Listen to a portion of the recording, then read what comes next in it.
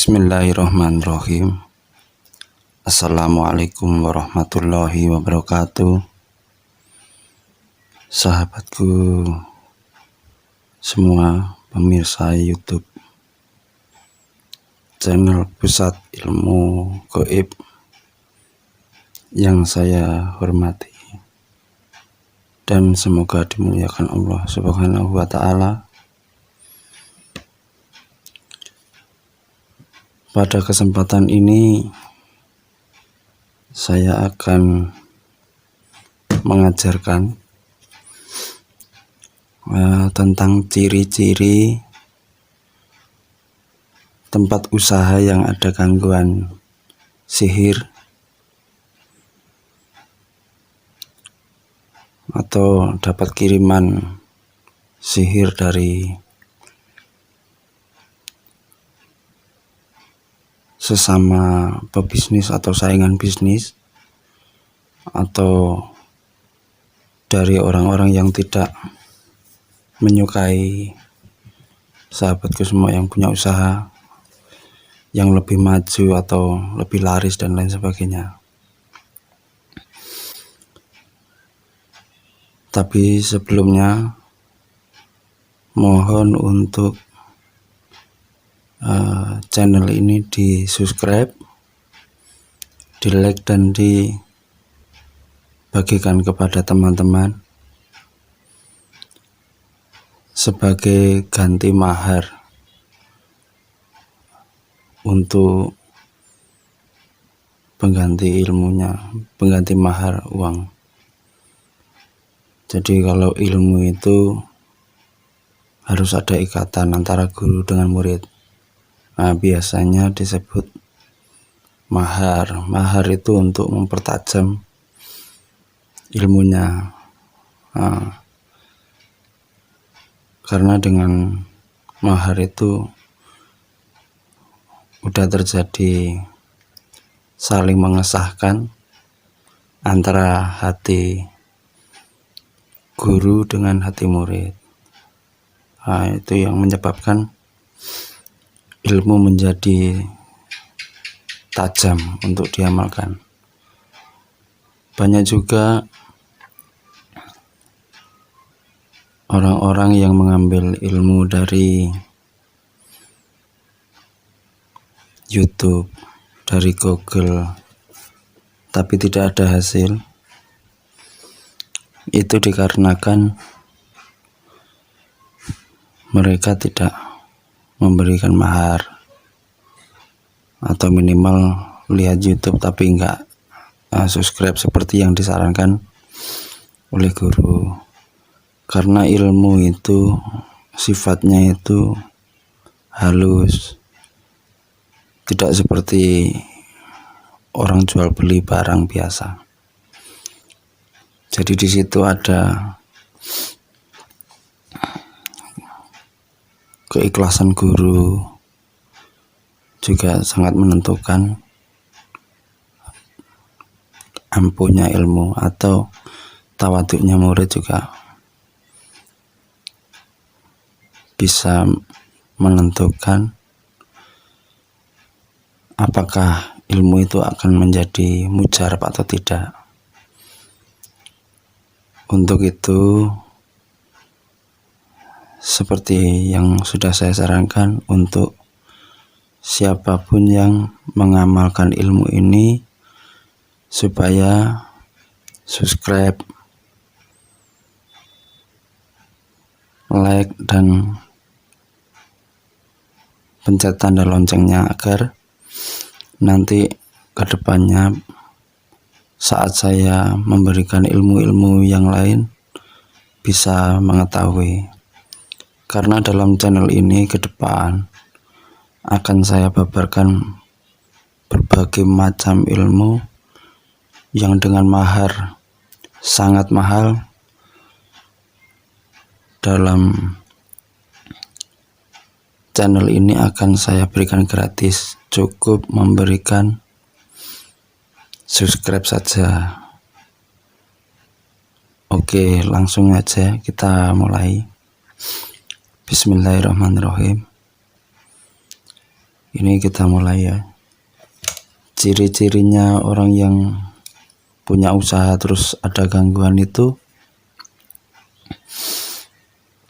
biasanya yang pertama itu pemilik menjadi sakit-sakitan ya. Pemilik bisa juga menjadi sakit-sakitan. Akhirnya usahanya otomatis akan terbengkelai karena sakit-sakitan atau kurang fokus. Karena kan kalau orang sakit, satu contoh, dia tahu-tahu sakit kepala yang sangat parah gitu, diminum obat apa-apa nggak sembuh, atau badan terasa capek semua tanpa tahu penyebabnya, atau dikirim penyakit perut yang sangat parah sehingga diobati apapun nggak sembuh, otomatis kan usahanya akan terbengkalai. Nah itu, ini salah satu cirinya. Oh ya, ini saya jelaskan dulu kenapa saya dalam setiap video saya pakai catatan kayak gini. Ini bukan apa-apa, tapi biar peserta atau subscriber atau saudara-saudaraku yang melihat video ini bisa dengan mudah memahami, karena bisa sambil membaca sambil saya jelaskan. Atau nanti bisa juga kan bisa sambil dicatat. Jadi mana-mana yang penting bisa dicatat. Kalau hanya dengan ucapan-ucapan bisa juga, tapi kan susah nanti ngapalinya apa tadi yang dibilang, kayak gitu kan susah. Makanya sengaja setiap video akan saya kasih catatan-catatan seperti ini. Untuk kesempatan ini saya akan membongkar ciri-ciri tempat usaha yang kena gangguan sihir dan rumah yang ada kemungkinan kena gangguan sihir. Itu berdasarkan pengalaman-pengalaman yang sudah saya terapkan dan pengalaman dari customer atau pasien-pasien saya yang kena serangan sihir, terutama di tempat usahanya. Itu yang pertama ya tadi ya. Oke, kita lanjut yang kedua. Pemilik akan bisa juga merasa diteror makhluk yang kasat mata atau masuk dalam mimpi. Jadi kadang-kadang kalau tempat usaha itu tahu-tahu terus bawaannya kayak ngeri, terus sering ada kelebatan-kelebatan. Selain itu dalam mimpi kadang-kadang menemukan ketemu orang yang sangar, ketemu orang yang menakutkan sekali, kayak gitu-gitu atau lain sebagainya. Itu pokoknya diteror makhluk gaib lah. Tahu-tahu dulu-dulunya nggak ada apa-apa, begitu sekarang tahu-tahu terus ada pocong kayak, atau ada kuntilanak di tempat usaha, atau genderuwo atau apapun gitu. Nah itu kalau terjadi kayak gitu, itu sudah ada indikasi ada kiriman sihir. Kalau bisa segera di netralkan. Nah, dalam video hari ini saya akan ajarkan juga cara membersihkan tempat usaha dan rumah yang ada sihirnya. Oke, ini yang kedua. Yang ketiga, tercium aroma-aroma asing setiap jam-jam tertentu. Jadi ini, kadang-kadang kalau toko kita atau tempat usaha kita itu terserang sihir, itu akan ada bau-bau yang tidak sedap gitu. Kadang-kadang bisa juga bau bangkai, kadang-kadang bisa juga bau wangi, atau seperti bau bunga melati atau apa, pokoknya yang ngeri gitu. Kalau udah ada tanda-tanda seperti itu, terus ternyata dicari tidak ada orang yang pakai wangian seperti itu atau bakar menyan atau apa, nah itu wajib dicurigai dan untuk segera diambil tindakan. Karena gini, biasanya kalau toko udah kena serang itu, nanti penghuninya juga ikut kena serang.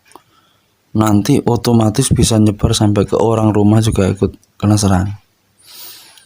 Jadi toko diserang ibaratnya pakai sihir pring sedapur. Itu biasanya akan ada pocong atau ada apa, pokoknya banyak banyak makhluk-makhluk gaib yang ditanam di situ. Tapi rata-rata biasanya pocong nih. Nah, itu kalau kita udah kena di situ, selain usaha macet, utang juga banyak, otomatis kan orang rumah juga ikut-ikutan sumpek. Di rumah sumpek karena serba kekurangan, di tempat usaha juga udah mau bangkrut, banyak utang lagi gitu. Jadi otomatis bisa nyerang sampai ke pasangan, sampai ke segala macam itu. Itu makanya bahaya sekali kalau orang udah tempat usahanya kena sihir atau gimana. Karena sihir itu seperti ular. Dia kalau udah sekali menggigit dan membelit gitu, itu dia akan makin lama makin cengkramannya makin kencang, makin kencang gitu cengkraman. Untuk ini apa? Untuk melilitnya. Nah, orang yang kena serangan sihir tempat usahanya kayak gitu, makin lama itu keuangan makin seret, udah seret, tahu-tahu terus butuh utang, akhirnya utang. Rencananya untuk tambahan modal atau gimana, tapi itu juga habis, utang lagi, habis lagi, utang lagi, habis lagi, sampai akhirnya banyak utang, usaha bangkrut, udah itu udah mulai menyerang kemana-mana. Itu makanya harus langsung ditangani, jangan nunggu gini, nanti aja kalau udah baikan baru berusaha. Enggak ada baik itu makin lama malah makin makin parah ya. Jadi kalau ini langsung ambil tindakan, jangan nunggu keadaan membaik. Keadaan tidak akan baik, malah akan makin sempit itu. Seperti orang kena lilitan ular itu kan makin lama kan bukan makin longgar, dia akan makin susah bernapas. Oke, kita sekarang yang ke nomor 4. Orang beli itu kadang-kadang jadi bingung atau linglung. Jadi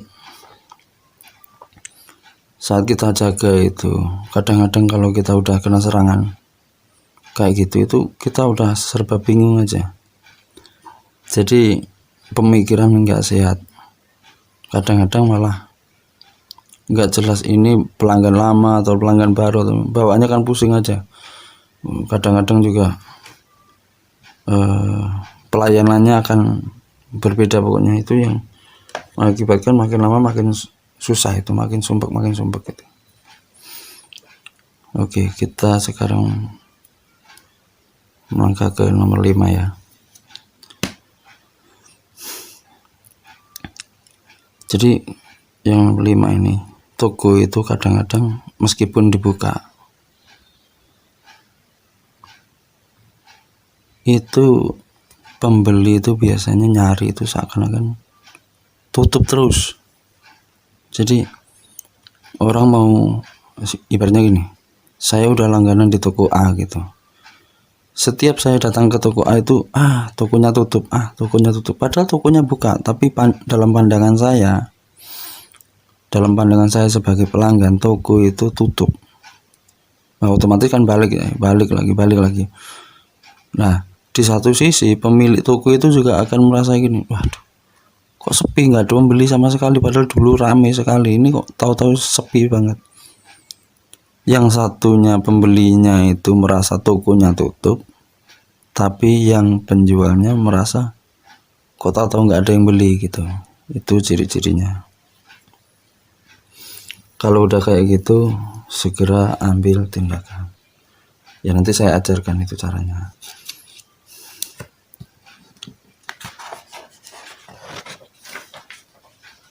Oke, sekarang melangkah ke nomor 6 ya.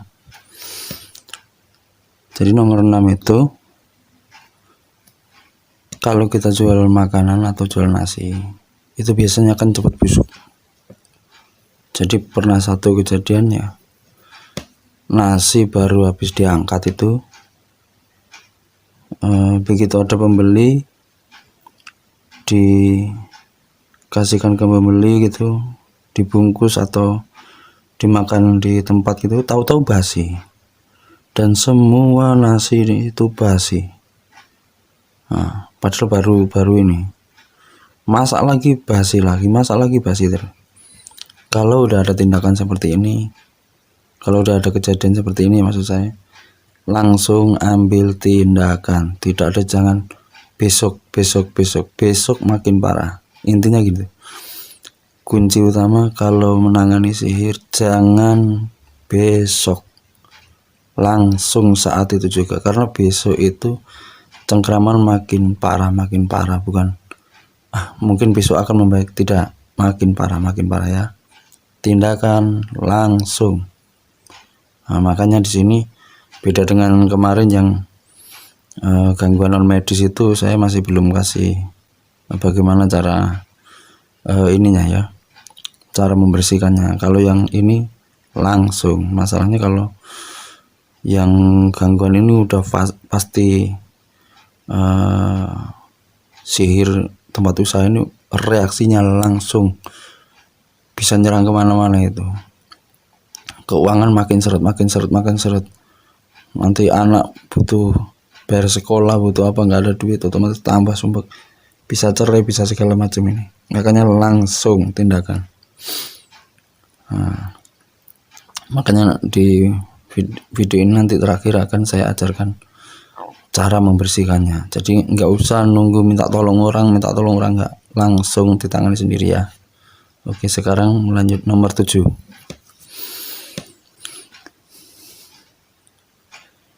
Ilmu guna-guna yang terlalu besar energinya juga mempengaruhi keharmonisan rumah tangga. Seperti saya bilang tadi, kalau udah usaha kena sihir, terutama toko kena sihir, atau tempat usaha lain kena sihir, salon atau warung atau apapun kena sihir, itu biasanya pemiliknya juga ikut kena. Pemiliknya otomatis akan juga kena sihir, meskipun yang diancam itu biar sepi dagangan, tapi semuanya akan kena. Karena tadi dagangan sepi, apa sepi, otomatis hubungan sama keluarga juga akan renggang. Suami bisa bawaannya marah-marah aja, istri bawaannya marah-marah aja, karena ekonomi terganggu, otomatis bisa sampai cerai dan lain sebagainya. Anak keleleran kemana-mana, udah pokoknya sangat bahaya sekali. Yang ke-8,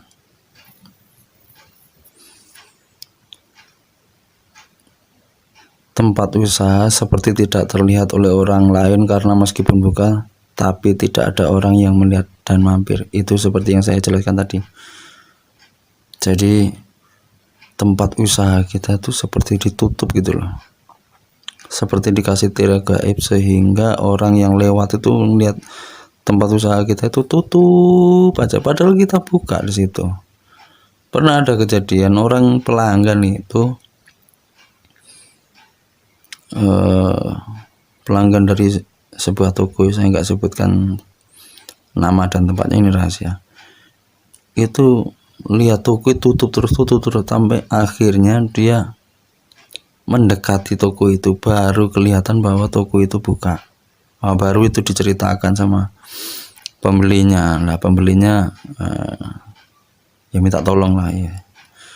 Nah, akhirnya dia cerita, sudah seminggu itu mau beli barang di toko itu, di toko customer itu rasanya tutup terus, kayaknya tutup, padahal seminggu itu buka terus ya. bahkan buka sampai malam-malam tapi kelihatannya tutup terus. Nah, itu seperti yang saya jelaskan di atas tadi. Yang ke-9, adanya bau wangi-wangian yang aneh. Wangi-wangian aneh itu pokoknya ya minyak itu nggak tahu antara minyak jafaron bukan jafaron, minyak melati bukan minyak melati, pokoknya beda. Tapi ini baunya itu kadang muncul, kadang tenggelam, kadang bau, tahu-tahu hilang. Bau seperti di dapur, begitu sampai dapur nggak ada bau lagi, pindah ke depan disamperin, bau lagi, pindah ke tengah, pindah-pindah dia. Kalau udah kayak gitu segera ambil tindakan ya. Oke, nomor 10 sekarang.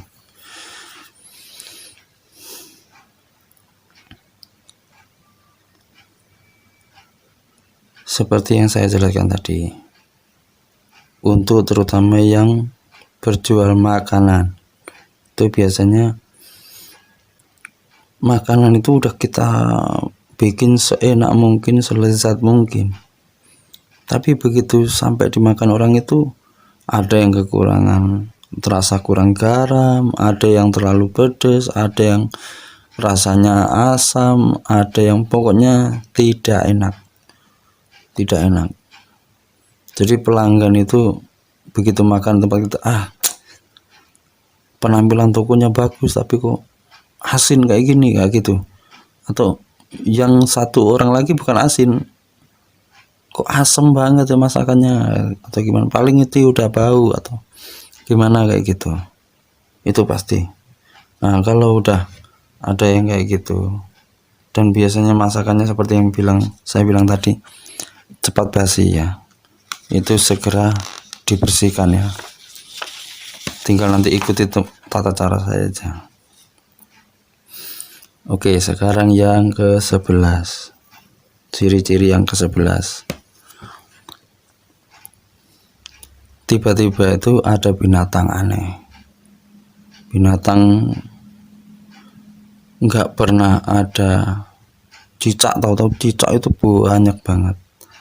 Atau semut itu kadang-kadang bisa banyak banget, padahal jarang-jarang ada semut, tapi saat-saat itu semut itu tahu banyak, atau banyak kecoa banget, atau terutama yang sering itu tikus. Ya tikus itu orang kan bisa ya jelas saja karena namanya warung masakan kan, tikus cari sisa-sisa hasil makanan, sisa-sisa pembuangan makanan. Itu kalau tikusnya wajar, lewat satu, ada tikus, ada 2 tikus normal, tapi ini tikus itu bisa banyak banget, bahkan kadang-kadang tikusnya itu disamperin aja kadang-kadang juga ya lari, tapi nggak terlalu lari kayak seperti tikus yang normalnya. Tikus kan lari langsung jarak jauh aja udah lari ini udah saking ininya ya.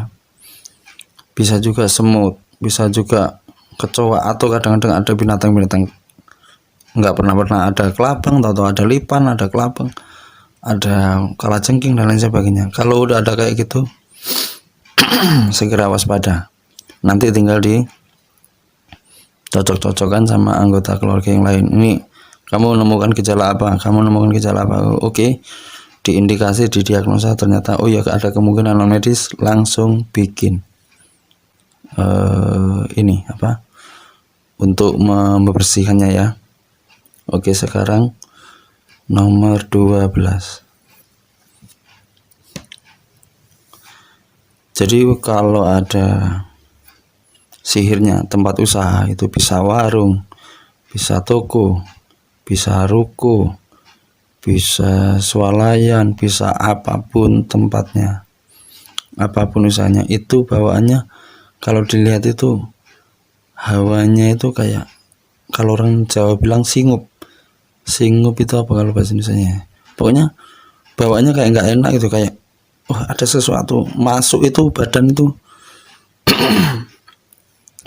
Kan tubuh manusia itu sebenarnya ada sensornya ya, jadi meskipun kita nggak punya ilmu apa-apa, tapi biasanya ada sensornya.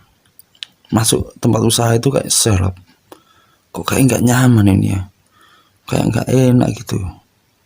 Jadi kayak setiap masuk ke itu tempat langsung hawanya kok kayak dingin, kayak apa nggak enak gitu.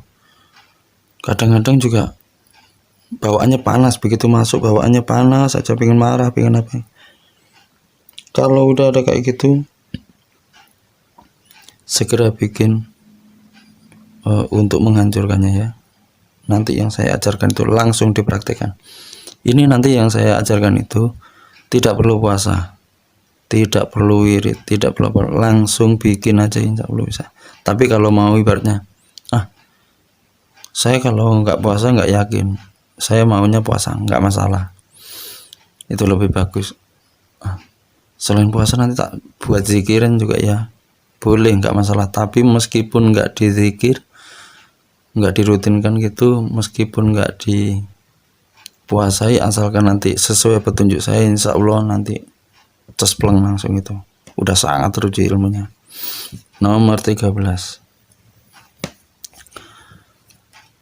tempat usaha yang dulunya rame itu tahu-tahu langsung sepi. Sepinya itu bukan berangsur-angsur tapi jelek, kayak palang pintu kereta gitu aja, jelek gitu. Itu kalau udah nggak normal kayak gitu, wajib ini ya, wajib segera langsung dicurigai, diambil tindakan. Ini sekarang yang ke-14, itu masih banyak lagi nih yang belum saya sebut. Pokoknya cirinya, pokoknya intinya udah tidak sesuai dengan normal biasanya itu langsung curigai. Ini karena waktu ya, akhirnya saya singkat saja sampai ciri-cirinya itu. Kita melangkah sekarang ke ciri-ciri rumah yang ada sihirnya, jadi bisa ditumbali orang atau bagaimana. Ini ciri-ciri rumah yang ada jinnya atau dikirim sihir itu: 1,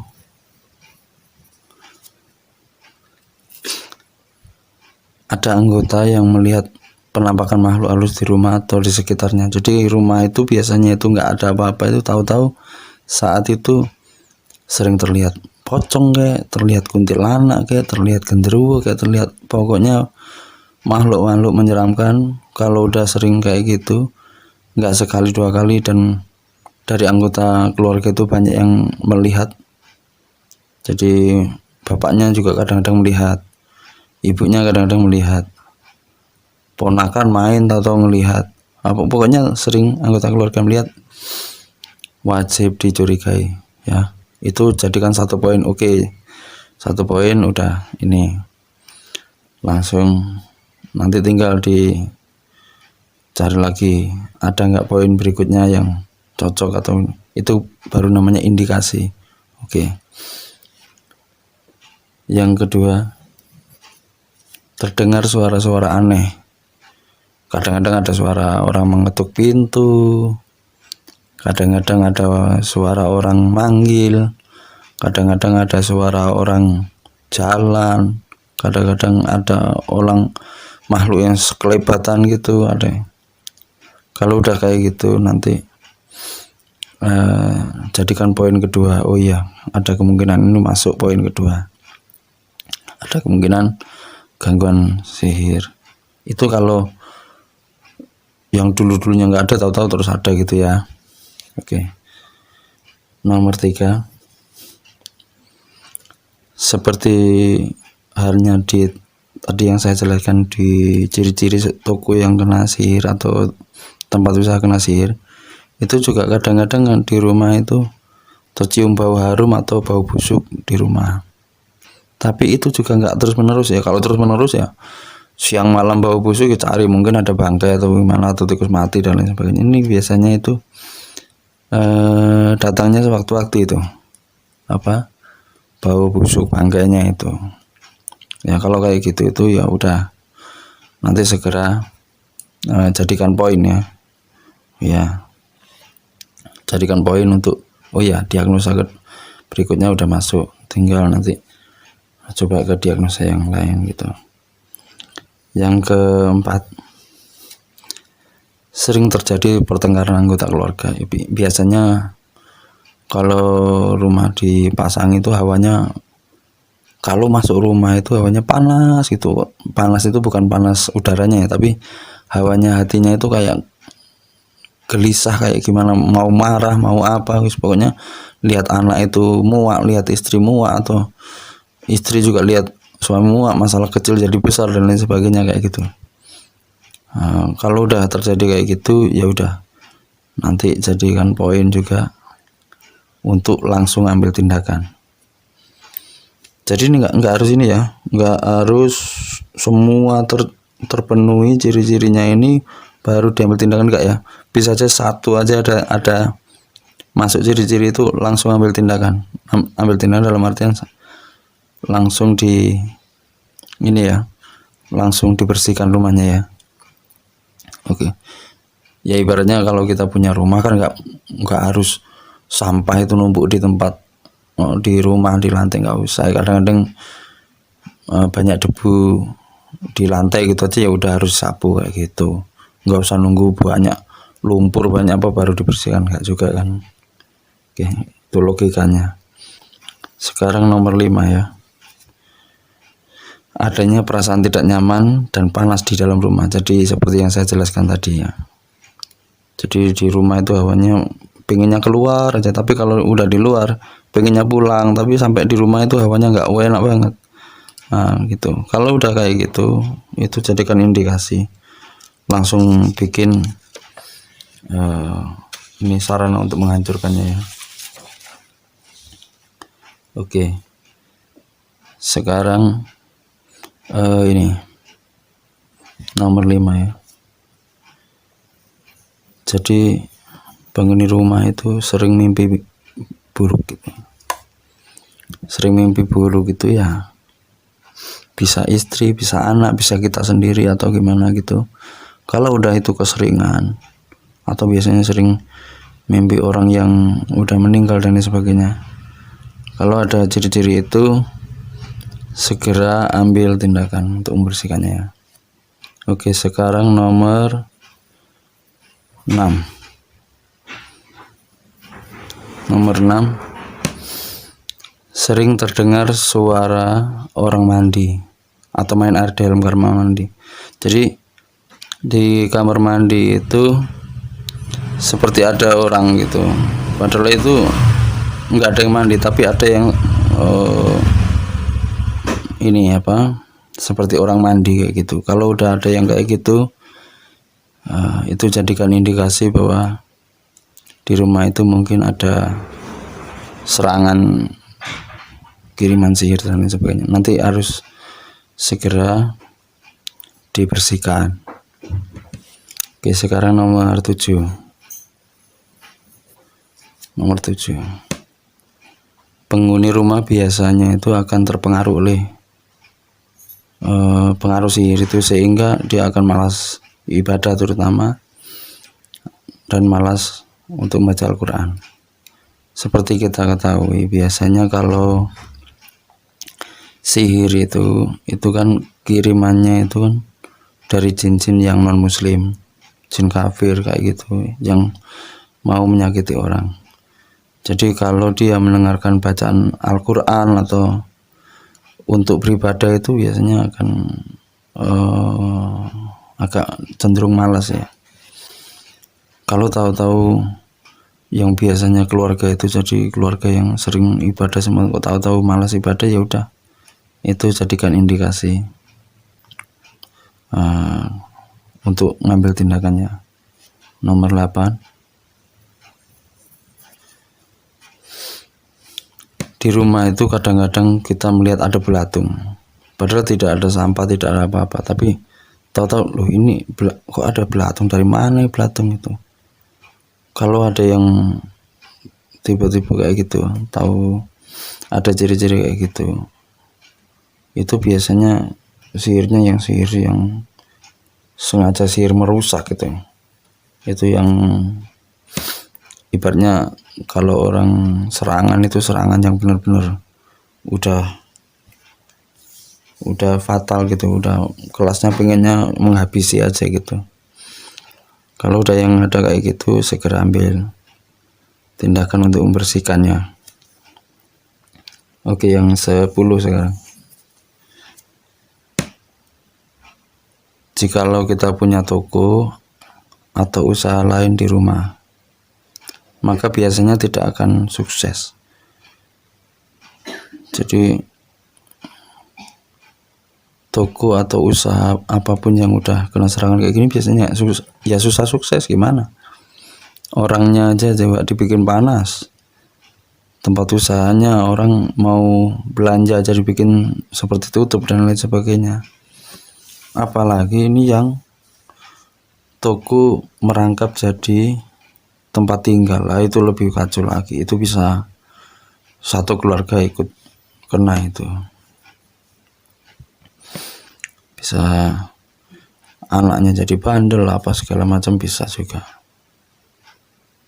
Sering berantem terus, pokoknya malah lebih cepat itu ininya, lebih cepat merusaknya itu. Yang ke-11, jadi anggota keluarga itu gantian aja yang sakit. Sekarang yang sakit kepala keluarga, nanti seminggu lagi sembuh sakit anaknya yang pertama, sembuh lagi istrinya, sembuh lagi mertuanya, sembuh lagi, pokoknya semua yang ada di rumah itu akan ganti-gantian sakit itu bisa. Itu ciri-ciri jika tempat usaha itu kena gangguan sihir atau non medis.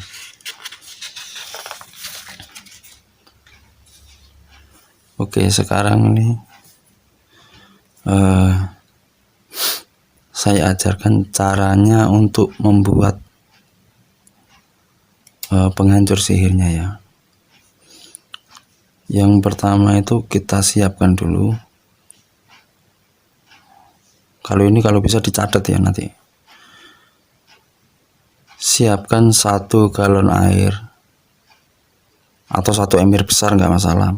Pokoknya intinya perkirakan cukup untuk nyemprot seluruh bidang rumah itu, baik di balik pintu, di halaman, di dapur, di pojok-pojok tembok, di balik-balik korden, itu disemprot semua. Nanti beli semprotan burung, kan ada itu yang orang jual semprotan burung itu. Nanti dituang ke situ, baru disemprot-semprotkan ya. Nanti cara nyemprotkan juga saya ajarkan. Bagaimana cara membuatnya? 1, sediakan air. Airnya itu 1 galon atau 1 ember.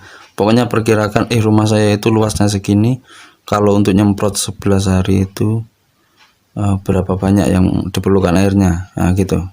Perkirakan itu. Jadi sekali bikin itu langsung untuk 11 hari, jangan sekarang bikin 2 hari lagi bikin, itu malah nanti enggak jadi, karena ya malas biasanya. Yang pertama, nanti setelah ada airnya, kalau bisa campur dengan garam kerosok. Garam kerosok itu garam yang masih belum dihaluskan, itu yang masih dari laut itu, nanti beli ya. Perban ini diatur sendiri aja, pokoknya airnya segitu, perkiraan garamnya itu seberapa nanti dikira-kira aja. Setelah itu larutkan dulu, larutkan air dan garam itu jadikan satu, dilarutkan dulu. Setelah larut, nanti Anda segera ambil air wudhu dengan sempurna.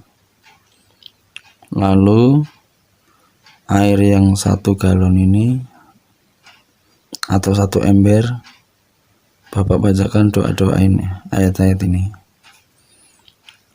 Nanti sambil membaca itu, kalau bisa, kalau di galon ya bisa mulut kita dipepetkan ke galon itu jarak 5 cm. yang kira-kira napas kita itu bisa masuk ke dalam galon itu, atau ke ember air juga begitu juga nggak apa-apa. Ini cara yang pertama. Cara yang kedua, bisa juga cukup jari kita dimasukkan ke dalam air, jari telunjuk kita dimasukkan ke dalam air sampai masuk 2 ruas. Setelah itu baru bacakan ayat-ayat ini. Nanti bacakan ayat-ayat ini ya. Terus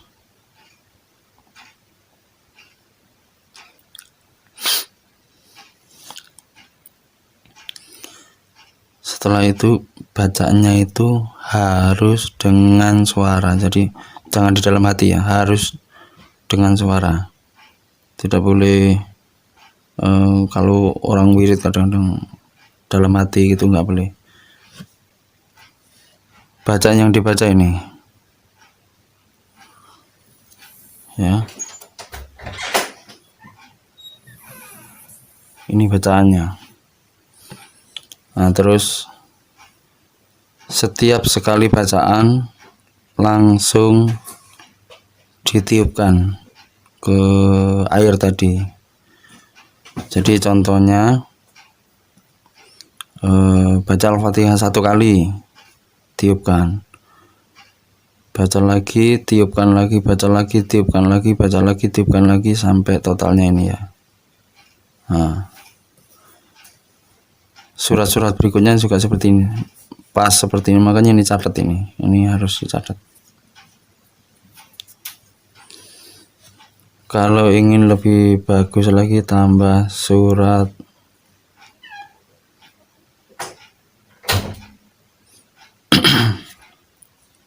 ini dibacanya.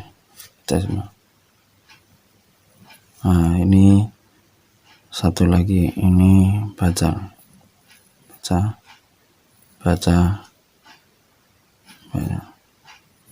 Ini setiap kali satu bacaan langsung di ini ya, ditiupkan ya. Jadi baca Al-Fatihah sekali tiup, sekali lagi tiup, sekali lagi tiup. Al-Falaq juga gitu, tiup lagi, sekali lagi tiup lagi, sekali lagi tiup lagi, sekali lagi tiup lagi, baru melangkah. Kalau udah sesuai ini baru melangkah ke sini, udah sesuai ini lagi melangkah ke sini. Nah, oke. Kalau udah selesai ya, ini bisa sejumlah ini atau bisa juga 11 ulangan. Nanti terserah mau pilih yang mana. Ada 2 pilihan ya. Kalau yang ini cukup segini nggak apa, tapi pengen lebih ampuh ini. Nah, setelah masing-masing dibaca, bacanya dengan tartil. Tartil itu maksudnya itu bukan di dalam hati, tapi bacanya dengan ucapan ya. Oke. Setelah semuanya udah selesai, ditiupkan. Ini bisa juga langsung ditiupkan lagi 11 kali, bisa langsung. Bisa juga. Niupkannya bukan gitu, bukan, tapi jadi ada sedikit percikan air ludah kita ya. Nah, begitu. Terus setelah membaca, masukkan jari. Ini udah saya jelaskan tadi ya. Nah, habis itu setelah ini sudah jadi semua, airnya udah jadi, lalu nanti masukkan ke semprotan burung itu yang bisa dibeli di toko-toko orang jual beli burung itu, beli yang baru. Setelah itu airnya ya tadi masukkan ke situ, ke semprotan tadi. Nah, setelah dimasukkan semprot, tapi pas ngambil airnya dan lain sebagainya harus dalam keadaan wudhu. Ini bacanya juga harus keadaan wudhu ya, harus suci ya, jangan tidak wudhu, harus ada wudhunya. Nah, Setelah itu, setelah ambil air wudhu, masukkan air itu ke mana itu? Ke botol semprotan tadi, lalu mulai menyemprot. Mulai menyemprot bisa mulai ke halaman. Dari halaman nanti langsung setelah semprot halaman sambil baca ayat kursi terus. Kalau nggak hafal ayat kursi ya ayat apa yang hafal ya nanti terserah pilih salah satu dari ini mana yang hafal. Nah, nanti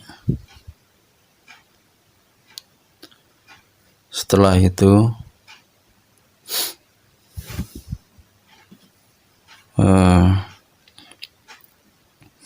dari halaman itu ke kendaraan yang dipakai sehari-hari. Semua kendaraan disemprot. Nah, motor atau apa pokoknya semprot. Setelah semprot itu baru masuk ke rumah. Rumah juga gitu. Semprot semua pojok-pojok, semua ruangan tamu, ruangan kamar mandi. Kamar mandi ya bisa semprot bisa enggak, tapi kamar mandi itu tempatnya jin-jin berkumpul sih. Takutnya juga di situ nanti ternyata ada jin yang nggak ganggu juga. Untuk kamar mandi bisa disemprot bisa enggak, tergantung kerenteknya hatinya, situ aja lah. Kalau setelah itu nanti yang disemprot itu dibalik-balik korden, itu disemprot semua. Selama nyemprot baca ayat terus, ayat yang kita yakini mampu menghalau makhluk-makhluk halus ya. Kalau ayat kursi kan ada yang hafal ada yang enggak. Kalau apa syukur, itu hajar ayat kursi terus semprot. Terus pojok-pojok itu, pojok-pojok kamar, dari ruang tamu, ruang tempat tidur, terus ruang dapur, pokoknya semua semprot ya. Nah, setelah semprot nanti selesai biarkan. Besok lagi ulangi lagi semprot, tapi tidak perlu membaca ini kan udah dibaca, makanya tadi sekali bikin langsung banyak biar enggak ini. Jadi besoknya tinggal langsung ambil airnya terus semprot aja. Nah, ambil air semprot gitu. Karena kan udah diisi ya yang di sini.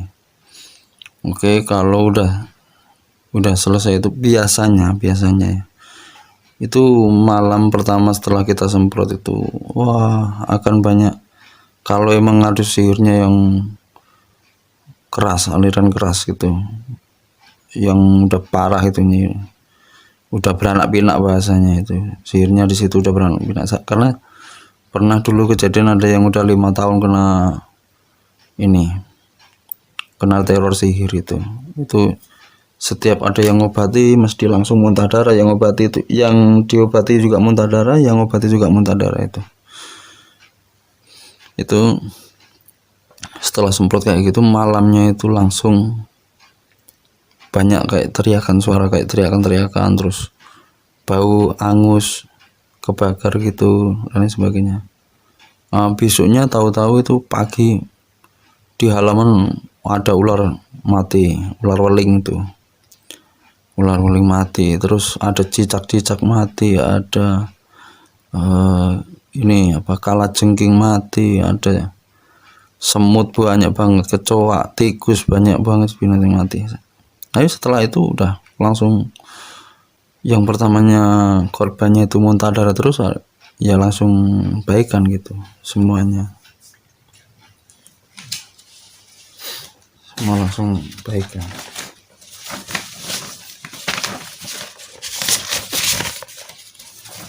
Oke,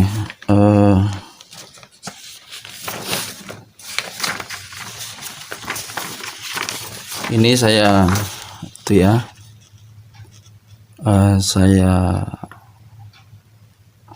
muat lagi apa-apa tadi ciri-cirinya, kalau mau dicatat aja nggak apa, biar paham jadi ilmu ya.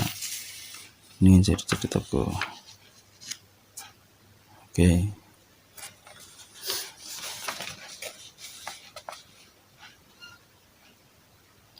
Oke, sudah. Kalau perlu dicatat aja biar jadi ilmu. Kalau perlu catat ya. Oke, sudah.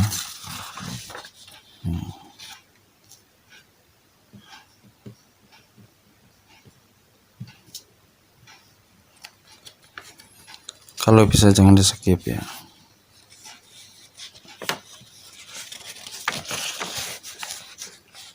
Oke, sini.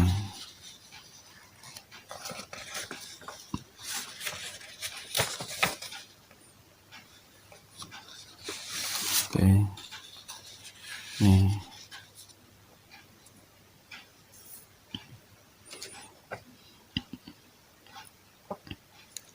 Oke.